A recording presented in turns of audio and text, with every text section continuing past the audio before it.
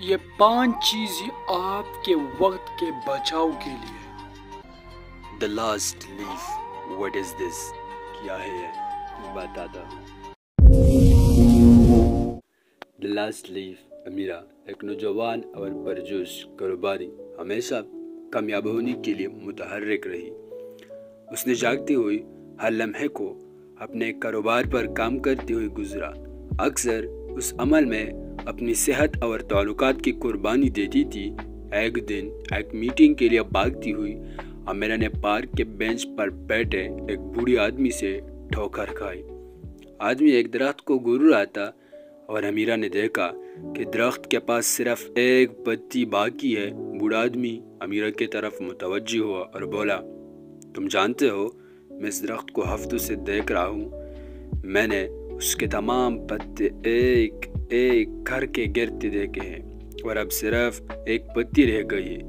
امیرہ حیران رہ گئی، اس کہانی کا کیا فائدہ؟ اس نے پوچھا۔ بوڑھا آدمی مسکرایا، بات یہ ہے کہ وقت ان پتوں کی طرح ہے، یہ گر جاتا ہے ایک وقت میں ایک لمحہ، اور اس سے پہلے کہ آپ کو معلوم ہو یہ سب ختم ہو چکا ہے۔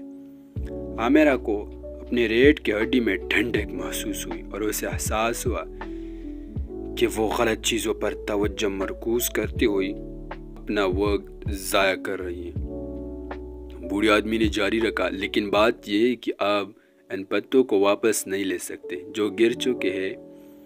آپ گزرتے ہوئے وقت کو واپس نہیں لے سکتے۔ امیرہ نے بوڑھی کی بات کو دل میں لے لیا۔ اس نے اپنے وقت کو ترجیح دینا شروع کر دی، اس بات پر توجہ مرکوز کرتی ہوئی کہ وہ کی کیا اہمیت ہے۔ اس نے اپنے پیاروں کے ساتھ زیادہ وقت گزارا، اپنے شوق کا پیچھا کیا اور اپنی صحت کا خیال رکھا۔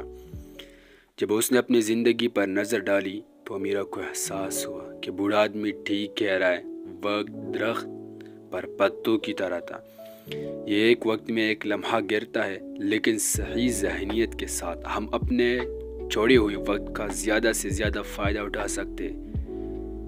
امیرہ اور بوڑھی کی کہانی ہمیں اپنے وقت کا زیادہ سے زیادہ فائدہ اٹھانے کی اہمیت سکھاتی ہے۔ ہمیں اس بات کو ترجیح دینی چاہیے کہ وقت کی کیا اہمیت ہے، موجودہ لمحے پر توجہ مرکوز کرنی چاہیے اور جو وقت ہم نے چھوڑا ہے اس کا زیادہ سے زیادہ فائدہ اٹھانا چاہیے۔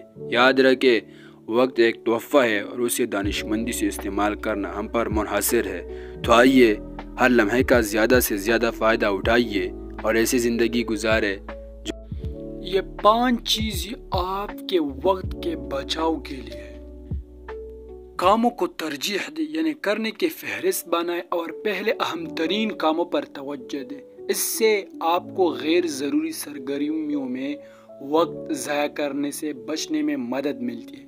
نمبر 2، شیڈول استعمال کریں۔ اپنے دن، ہفتے یا مہینے کی منصوبہ بندی کریں اور اپنے شیڈول پر قائم رہیں۔ کاموں، وقفوں اور تفریحی سرگرمیوں کے لیے مخصوص اوقات مقرر کریں۔